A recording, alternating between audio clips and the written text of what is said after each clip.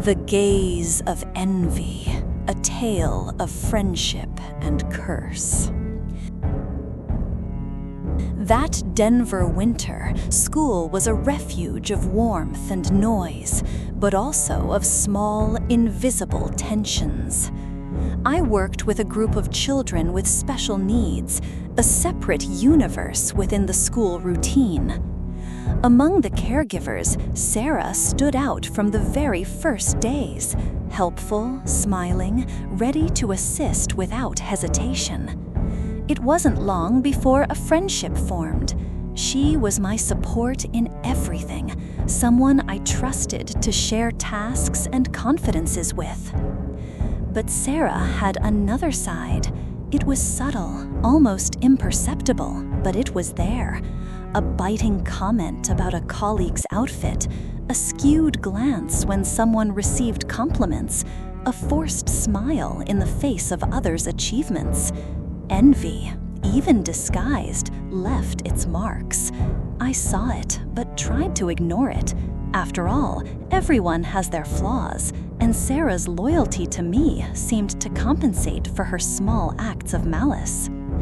Everything changed on a seemingly ordinary day when the school went on recess and surplus food items were to be discarded. Sarah, always practical, agreed to take some packages home. The box was heavy, and she asked for my help to transport it. Since the path coincided with the route to my brother-in-law's house, I accepted without a second thought. It was then that Sarah asked for my car keys. She said that since I was doing her the favor of taking the food to her house, she would carry the box herself to the parking lot. I felt uncomfortable. It wasn't common to hand over my car keys to anyone, even a friend. But I'm not good at saying no. I handed over the key, feeling a strange tightness in my chest, as if something was out of place. Sarah returned minutes later, smiling. Wow, when I opened that car door, I even felt like the owner. I told myself, I'm going to have one someday. Her words echoed in my mind, mixing admiration and desire. Soon after, a kitchen employee appeared with the box of food that Sarah had supposedly already taken. The discomfort increased. The situation seemed enveloped in a fog of confusion and bad omens. I accompanied everyone to the parking lot, trying to maintain control. Sarah returned the key to me, saying, "Here, you're the owner. Open the car, please." Everything seemed normal, but the feeling of danger persisted. I went home with a heavy heart, praying silently, asking for protection. On the way back, the smell inside the car was unbearable. A strong, nauseating odor of something rotten permeated the environment. I thought some food had spoiled, but everything was well packaged. The stench seemed to come from elsewhere, from something invisible and malicious. I opened the windows, took a deep breath, and continued my journey, anxious to get rid of that box. I arrived at Sarah's house, handed over the box, and we exchanged a few words. She seemed satisfied, oblivious to the discomfort that consumed me. I drove back home, praying, feeling that something bad had been left behind, but also that something had clung to me. I went straight to the bathroom, picked up a small Saint Benedict ribbon that my husband had thrown away, washed it while praying, and tied it to the car's license plate. I asked for protection for myself, for whoever drove that car, for everyone nearby. Days passed, but the feeling of oppression didn't disappear. I prayed constantly, seeking comfort in faith. My husband and I tried to go on with life normally, but the car seemed to carry a strange energy.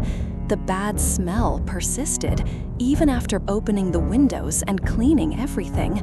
It was as if a shadow hovered over us, silent and patient.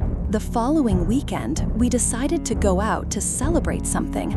I don't remember exactly what, but it was rare for us to have such a moment. My husband's aunt wanted to come along, and we all went to a pizzeria.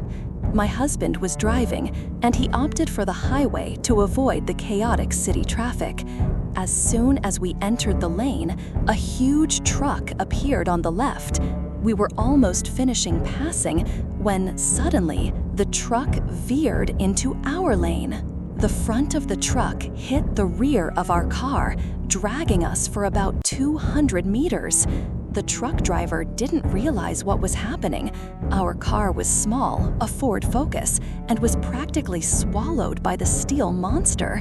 Inside the car, the world slowed down.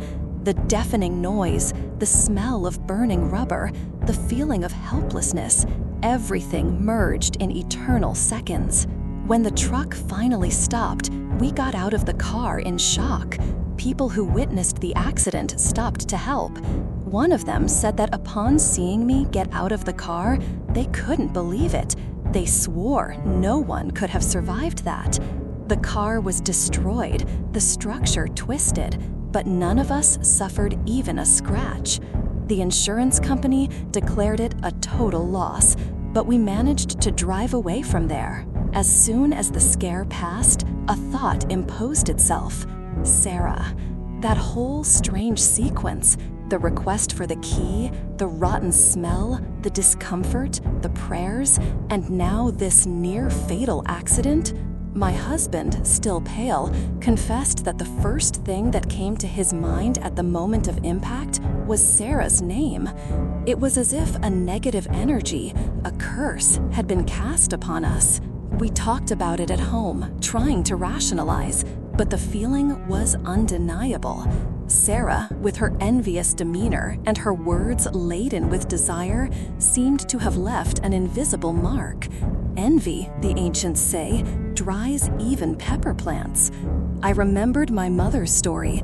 A client praised the pepper plant in the salon, touched the plant, and that same day it dried up completely. My grandmother used to say that the plant absorbed the envy before it reached the house. What if, this time, the envy had targeted us? The accident left us shaken, but also grateful. We survived something that could have been fatal. Our faith strengthened, and our prayers intensified. I kept the Saint Benedict ribbon in the car like an invisible shield. Sarah continued working at school, acting as if nothing had happened. I, however, kept my distance. The friendship cooled, replaced by a silent caution. I began to observe the people around me more closely. Small gestures, glances, seemingly harmless words, everything could carry a charge of energy, good or bad. I learned to trust my intuition more, to protect my boundaries, to say no when necessary. The experience taught me that envy is a real force, capable of crossing barriers and causing silent damage. Time passed, and life resumed its course. We bought another car, but I never again let anyone strange into it without praying first. Sarah, little by little, drifted away. She changed jobs, changed homes, disappeared from social media. I don't know what happened to her, but I hope she found peace. I, in turn, continued working with children, but with a new awareness of the energies that surround us. My mother's pepper plant story became a kind of family amulet.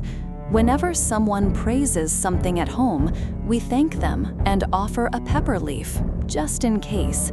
Irrational fear gave way to a silent respect for the invisible. I learned that words have power, that thoughts can materialize, and that envy, even disguised as friendship, can be lethal. The experience also made me reflect on the nature of human relationships. How many times do we ignore warning signs for fear of seeming impolite? How many times do we allow envious people to get too close simply because it's difficult to say no? The accident was a turning point. I began to value my emotional security more, to choose my friendships better, to protect what is mine more firmly. The school continued its rhythm. New caregivers arrived, children grew up and left, but the memory of that winter never left me. Sometimes I see a car like the old one on the street and feel a shiver. Other times I remember the rotten smell and the desperate prayers, and I am grateful for having survived. Life is fragile, and the gaze of envy can be more dangerous than we imagine. Today, I look back and see how much I have matured. Fear has given way to wisdom. I know I cannot control others' feelings, but I can protect my space, my energy, my family. The Saint Benedict ribbon remains in the car, renewed every year. Prayers have become a habit, not out of superstition, but out of gratitude. The pepper plant story is told to friends and relatives, always as a warning. Beware of exaggerated compliments, unnecessary touches, and friendships that seem too good to be true. Envy is silent, but it leaves traces. I learned to recognize these traces, to trust my instincts, to act when something doesn't feel right. The experience also taught me about resilience. Surviving something so serious without consequences is a rare gift. I took the opportunity to reorder priorities, value small achievements, celebrate life. The trauma became strength, and the experience became a story I make a point of sharing so that others can learn without having to go through the same thing. The friendship with Sarah was a closed chapter, but the lessons remained. I hold no grudge, but I also don't forget. The gaze of envy can be devastating, but faith, intuition, and care are powerful defenses. Today, I am stronger, more attentive, more grateful. If you've read this far, take this advice with you. Protect yourself. Don't be afraid to say no, to distance yourself from those who don't do you good, to trust your intuition. Envy is real, but so is good. Surround yourself with people who truly root for you. Keep your faith alive, and never underestimate the power of a sincere prayer. Life is made of encounters and farewells, true friendships and painful lessons. The gaze of envy can be subtle, but it leaves deep marks. Take care of yourself, your loved ones, and what is yours. And never forget, sometimes surviving is the greatest miracle of all.